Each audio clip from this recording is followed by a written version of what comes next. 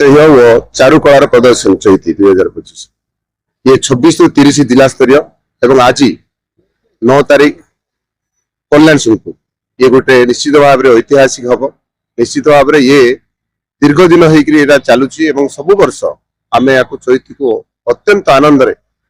संस्कृति परंपरा आम आदिवासी मान नृत्य कला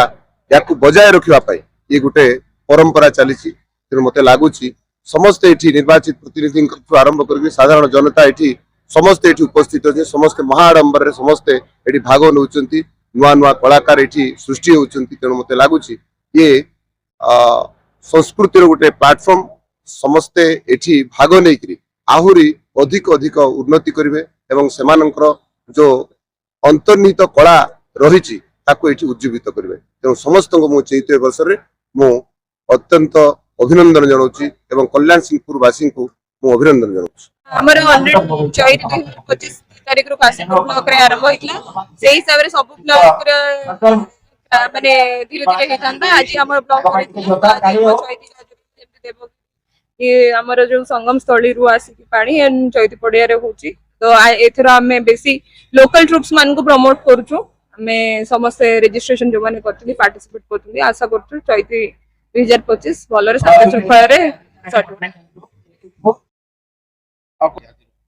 मोस्टली तो जदी कल्चरल एक्टिविटी अछि रजिस्ट्रेशन करथि देन ट्रुप भी अछि जो माने इठू सिलेक्ट हेबे से मानु को हमें डिस्ट्रिक्ट लेवल कल्चरल चैती जोड़ा हमर 26 रु 30 सब तांको रेकमेंड करिवो कल्चरल कमिटी को देन तापर सिलेक्ट हेले आम ब्लॉक रु सेंती सब ब्लॉक रु परफॉर्मेंस करिवे तो एटा ही मोस्टली हिची एवं स्टॉल सब अरेंजमेंट हिची विभिन्न डिपार्टमेंट लोक माने भी स्टॉल्स देइछथि तो सेतिकी आशा करछु समस्त चैती को एन्जॉय करिवे एवं भलरे चैती। संतोष कुमार बच्छा कल्याण सिंहपुर ब्लॉक तथा रायगड़ा जिला कला संस्कृति संघ उपसभापति आज कल्याण सिंहपुर ब्लॉक रे ब्लॉक स्तरीय चैती महोत्सव अनुष्ठित होउची एने स्थानीय गणप्रतिनिधि टू आरंभ करी गणमाध्यम प्रतिनिधि टू आरंभ करी स्थानीय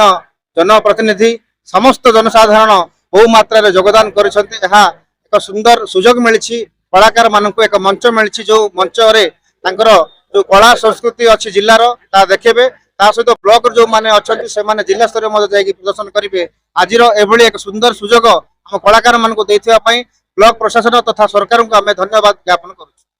शुभ दिन कल्याण सिंहपुर पंचायत समिति तरफ चैती 2025 आज पालन करा जाउछि ए चैत रे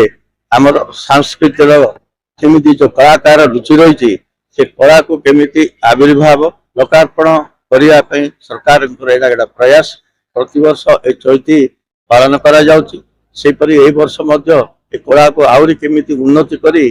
कलाटा को लोकार्पण करी लोकों आगे केमिति प्रदर्पण करि परिबे हमरो जो आदिवासी अंचल ये आदिवासी परंपरा जिनस जमी समस्ते आखरे पड़ो से मुख्य उद्देश्य ये कार्यक्रम रे बहुत लोग समस्त पीआर मेंबर आ ब्लॉक प्रशासन भी सब सहयोग करी जो आयोजन कर बहुत बढ़िया।